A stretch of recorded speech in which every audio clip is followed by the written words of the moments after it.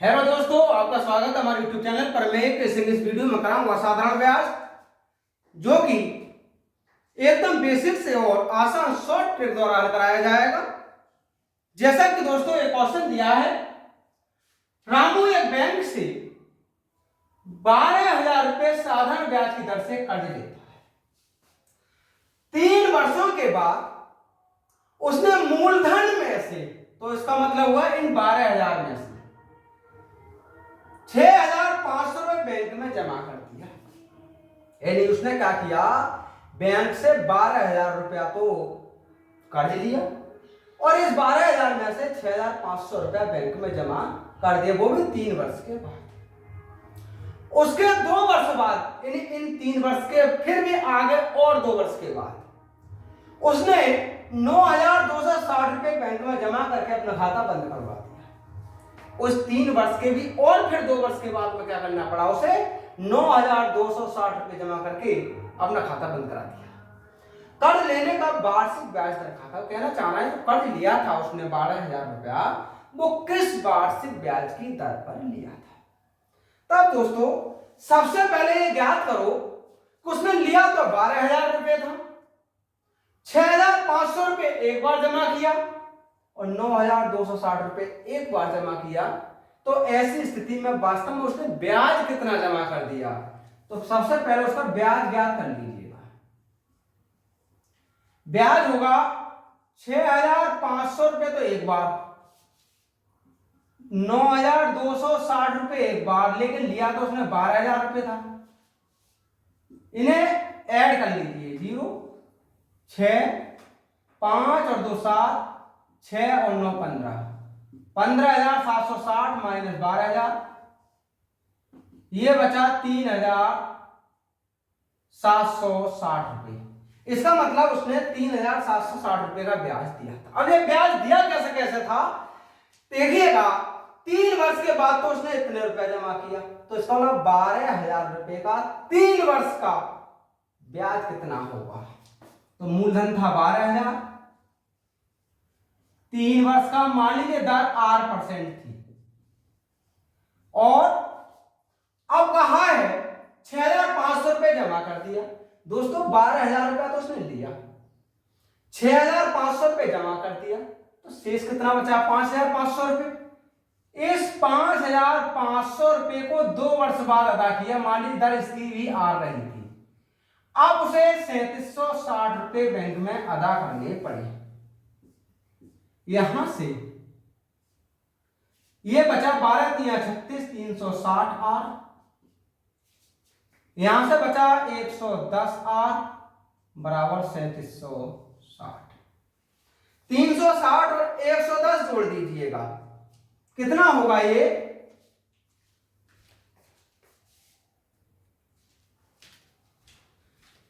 360 plus 110, ये हुआ 470 are बराबर 3,760। यहां से आर बराबर होगा 3,760 डिवाइड 470, ये 8 बार घटेगा, तो दर हुई इसकी 8%।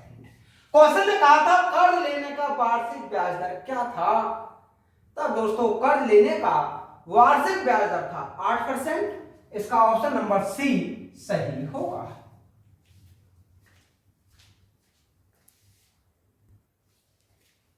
नेक्स्ट क्वेश्चन है दोस्तों, एक आदमी ने एक घड़ी 1,200 रुपए में खरीदी और उसे 1,980 रुपए में 1 वर्ष के लिए उधार में बेच दिया। यदि साधारण ब्याज का वार्षिक दर 10% हो तो उसका लाभ कितने परसेंट था। तो बहुत आसान सा ट्रिक होता है दोस्तों। ये देखिएगा 1,200 रुपए में घड़ी को खरीदा गया, तो उस घड़ी को बेचा कितने में गया, वास्तव में विक्रय मूल्य क्या होगा उसका। तब विक्रय मूल्य बराबर रहेगा, जब 1,200 रुपए 1,980 रुपए में 1 वर्ष के उधार पर बेचा होगा, तो 1,980 रुपए तो उसका मिश्र धन बना होगा। ये होगा 1,980 गुणा 100 डिवाइड 100 प्लस दर गुणा समय, समय 1 वर्ष और दर 10%। यहां से ये हुआ 1980 गुणा 100, ये कितना होगा 10, 110, 11 11 11 88 यानी 1800 रुपये। अब 1200 रुपये तो क्रय मूल्य है, 1800 रुपये उसका विक्रय मूल्य है, तब दोस्तों इसका लाभ कितना होगा? लाभ होगा 1800 माइनस 1200 अर्थात 600 रुपये। क्वेश्चन ने कहा लाभ प्रतिशत क्या होगा, तो लाभ प्रतिशत बराबर रहेगा लाभ गुणा 100 डिवाइड क्रय मूल्य, 6 दूनी 12, ये हुआ 50, अर्थात उसे 50% का लाभ हुआ। इसका ऑप्शन नंबर सी सही होगा।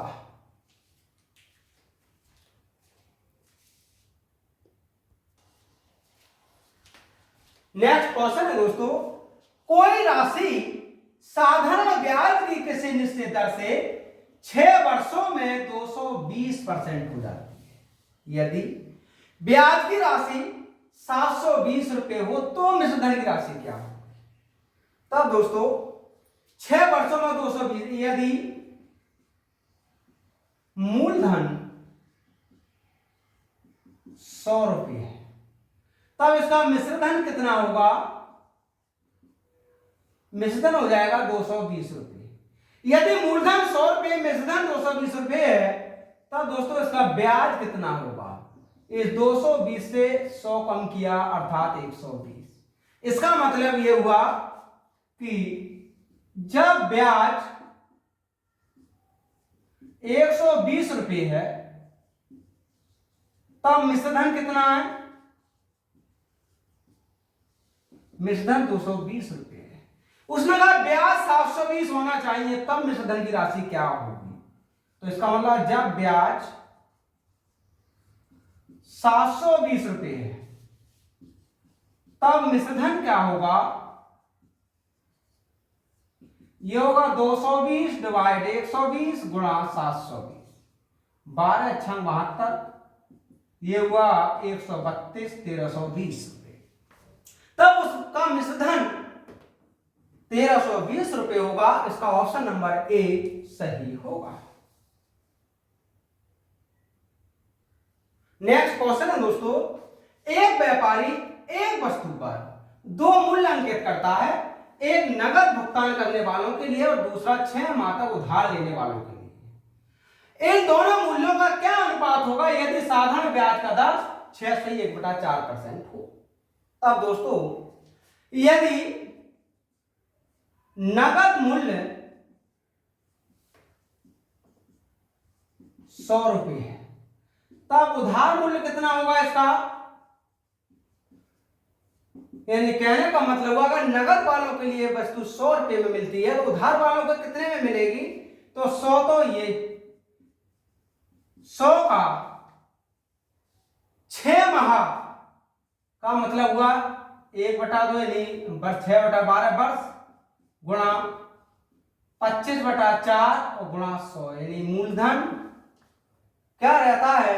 ब्याज बराबर मूलधन गुणा दर गुणा समय बटे 100। यहां से ये हुआ 100 प्लस 6 दूनी 12 यानी 25/8, ये हुआ 825 डिवाइड 8।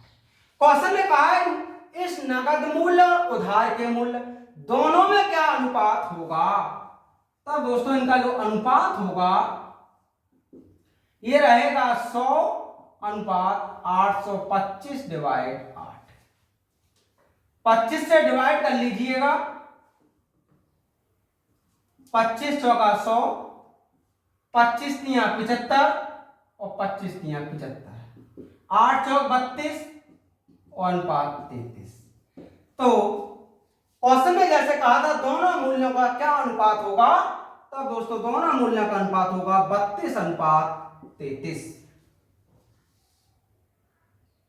नेक्स्ट क्वेश्चन है दोस्तों, एक आदमी 500 रुपए पी को किसी निश्चित दर पर तथा ₹2000 क्यू को 2% वार्षिक दर पर कर्ज देता है। 3 वर्षों के बाद वह पी और क्यू दोनों से कुल ₹345 साधारण बीज के रूप में पाता है। क्यू को किस वार्षिक दर से कर्ज दिया गया था? तो हमें दर तो पी का भी पता नहीं है। मान लीजिए पी के लिए ₹500 दिया था, वो R% पर दिया था 3 वर्ष का। लेकिन क्यू को जो रुपया दिया था ₹2000, वो इस R से 2% अधिक पर दिया था, जबकि समय इसका भी 3 वर्ष ही था। अब कुल ब्याज के ₹345 प्राप्त हुए। दोस्तों ये हुआ यहां से 15R, ये हुआ 60R + 2 345, 15R + 60R + 120 345, ये हुआ 75R, 345 - 120 75R, 5 2 और 2 225, 75 तिया 225, तो R बराबर हुआ 3%। लेकिन क्यू को जो रुपया दिया था इससे भी 2% ज्यादा कर दिया था, तो क्यू की जो दर होगी वो 3% से भी 2% ज्यादा अर्थात 5%। तो क्यू को वह धनराशि 5% वार्षिक ब्याज की दर पर दिया गया था। इसका ऑप्शन नंबर सी सही होगा। नेक्स्ट क्वेश्चन है दोस्तों, किसी राशि पर 5% वार्षिक दर से 6 वर्षों का साधारण ब्याज उसी राशि पर 4% वार्षिक दर से 7 वर्षों के साधारण ब्याज से ₹248 अधिक है। कहने का मतलब है उस राशि पर 5% दर से 6 वर्ष का साधारण ब्याज है तथा 4% की दर से 7 वर्ष का साधारण ब्याज है, उन दोनों का अंतर ₹248 है। उसी राशि पर 3% दर से 3 वर्ष का साधारण ब्याज क्या होगा? लेकिन पहले राशि तो पता हो दोस्तों। अब राशि ज्ञात करने के लिए मूलधन होगा ब्याज 248, ब्याज गुणा 100, डिवाइड कर दीजिए R1 T1, R1 का मतलब 5, T1 6 माइनस R2 T2, ये हुआ 248 गुणा 100, 5 6 30 और 7 चौक 28, 24,800 डिवाइड 2, ये हुआ 12,400 रुपये। अब क्वेश्चन ने कहा इस राशि पर 3% की दर से 3 वर्ष का ब्याज क्या होगा? तो दोस्तों इसका जो ब्याज होगा, ब्याज बराबर रहता है मूलधन गुणा दर गुणा समय और डिवाइड 100, ये हुआ 124 गुणा 9, 9 चौक 36, 3 9 दूनी 18, 3 21 2, 9 और 2 11, यानी 1116 रुपये। तब 3 वर्ष का साधारण ब्याज 1116 रुपये होगा। नेक्स्ट क्वेश्चन है दोस्तों, किसी राशि पर साधारण ब्याज दर से 12 वर्षों का साधारण ब्याज 1500 रुपये है। यदि प्रत्येक 4 वर्षों के बाद आरंभिक मूलधन को 10% और 25% से बढ़ा दिया जाए तब 12 वर्षों के बाद उस राशि पर कितना साधारण ब्याज प्राप्त होगा? तो सबसे पहले ये ज्ञात कर लें कि प्रत्येक 4 वर्ष का ब्याज कितना हो जाएगा, क्योंकि 12 वर्षों का साधारण ब्याज 1500 रुपये हुआ है, तो 4 वर्षों का ब्याज प्रत्येक का ब्याज ये होगा 1500, डिवाइड कर दीजिए 3 से, क्योंकि 4 वर्ष बाद तो इसमें 3 बार ब्याज जुड़ा होगा और ये हो जाएगा 500 रुपये। अब हुआ क्या, 4 वर्षों के बाद आरंभिक मूलधन को 10% और 25% से बढ़ाया, तो उसका कितना साधारण ब्याज होगा? तो दोस्तों कुल ब्याज जो होगा वो 500 रुपये तो ये होगा, और क्या किया 500 को 10% से और बढ़ा दिया, तब ये हो जाएगा 500 का 10% और बढ़ा लीजिए, और अगला जो चौथा वर्ष लगा उसमें इसी को 125% 25% से और बढ़ा दिया, ये हुआ 500 रुपये, ये हुआ 550 रुपये, और ये हुआ 5 पन्ने 25, 2 5 दूनी 10, 2 12 1 और 6 625 रुपये। सबको जोड़ दीजिए, ये होगा 1675 रुपये। क्वेश्चन ने कहा था 12 वर्षों के बाद उस राशि पर कितना साधारण ब्याज प्राप्त होगा, तो उस राशि पर 1675 रुपये का साधारण ब्याज प्राप्त होगा। नेक्स्ट क्वेश्चन है दोस्तों, चमन के पास 2600 रुपये थे, जिसमें से कुछ राशि को वह बैंक ए में और शेष राशि को बैंक बी में जमा करता है। बैंक ए और बी द्वारा साधारण ब्याज की दर 5.5% और 7.5% ब्याज दिया जाता है।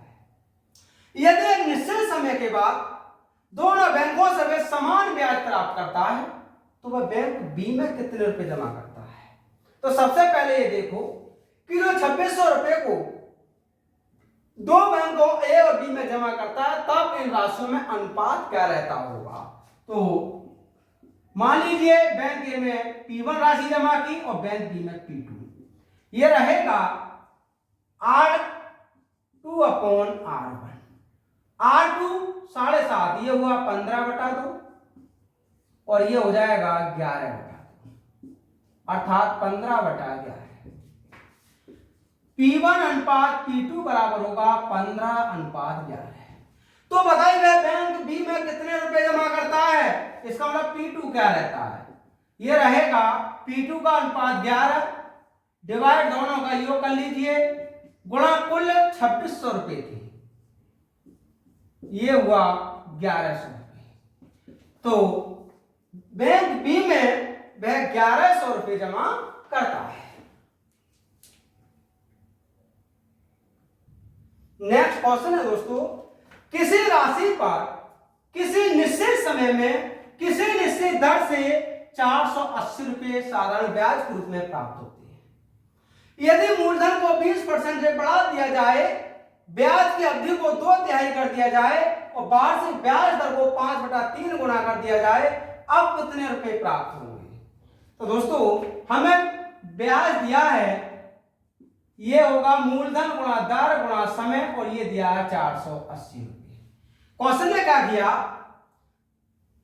मूलधन को 20% से बढ़ा दिया है, तो नया ब्याज क्या हो जाएगा, मूलधन को 20% से बढ़ा दिया जाए तो 120/100 होगा, और ब्याज की अवधि को 2/3 कर दिया जाए, समय को 2/3 कर दिया जाए, और ब्याज की वार्षिक दर को 5/3 गुना कर दिया जाए। अब क्या हो जाएगा ब्याज, तब दोस्तों 3 चौक 12, 5 दूनी 10, ये हुआ 4/3 PRT, 4/3, और PRT का मान है 480, 160 और 16 चौका 64, 640 रुपए। क्वेश्चन ने कहा था अब कितने रुपए ब्याज प्राप्त होगा, तो अब उसे 640 रुपए का ब्याज प्राप्त होगा। नेक्स्ट क्वेश्चन है दोस्तों, 6% वार्षिक साधारण ब्याज दर से कोई राशि किसी निश्चित समय में 5 गुनी हो जाती है, वह उतने ही समय में 9% वार्षिक दर से कितनी गुनी हो जाएगी। तो एक बहुत आसान सा शॉर्ट ट्रिक होता है दोस्तों इसका, कि N1 - 1 अपॉन R1 बराबर होगा N2 - 1 अपॉन R2। तो देखिएगा 6% वार्षिक दर से कोई राशि किसी निश्चित समय में 5 गुनी हो जाती है, वह उतने ही समय में 9% वार्षिक दर से कितनी गुनी हो जाएगी। ये 4/6 गुणा 9 N2 - 1, 3 दूनी 6, 3 तिया 9, और ये हुआ 6, N2 बराबर होगा 7। क्वेश्चन ने कहा वह 9% वार्षिक दर से कितनी गुनी हो जाएगी, तो दोस्तों वह राशि 9% की दर से 7 गुनी हो जाएगी। इसका ऑप्शन नंबर ए सही होगा।